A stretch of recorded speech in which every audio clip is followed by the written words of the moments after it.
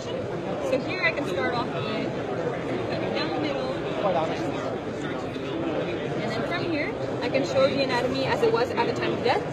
So everything is accurate, there's no rendering done. Since the cadaver was flash frozen, there were scans that were taken of the cadaver itself. And then from there, you can see the anatomy as it was at the time of death. You can also isolate or annotate different parts of the system. So in this case, I can start by removing the skin, removing the skeletal system, and other structures until I'm left with the gastrointestinal system. From here, I can get a better view by just zooming in. And I can also get a posterior view by just giving it a little spin. And in this case, I can start removing different structures and getting the annotation of any structure I remove. And I have this undo button where I can bring everything back up. This is amazing. And in this case, you can also have concurrent views of, let's say, the muscular system and skeletal system, and also start removing different areas to see regional anatomy and other types of anatomy as well at the same time. If you don't want to look at the anatomy as a whole, you can also see regional anatomy. So in this case, I have the female head and neck. To mimic something that you'd find in surgery, you can also do natural cuts.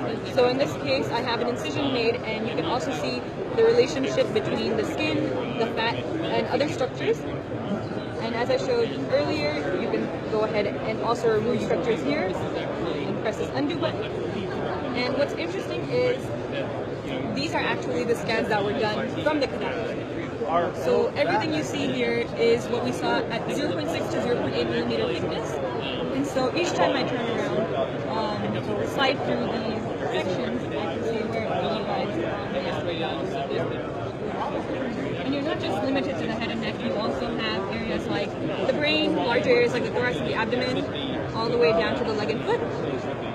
And what's most interesting to me is you can load in your own patient's CT or MRI scans, and from there you can get a 3D model of what you're seeing.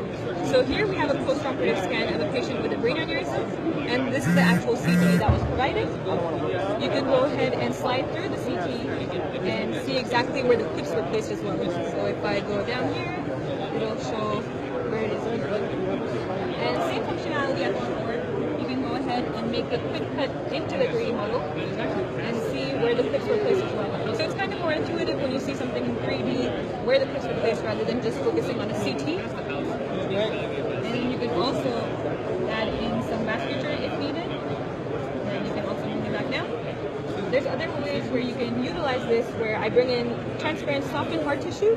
And so in this case, you still see where the clips were placed.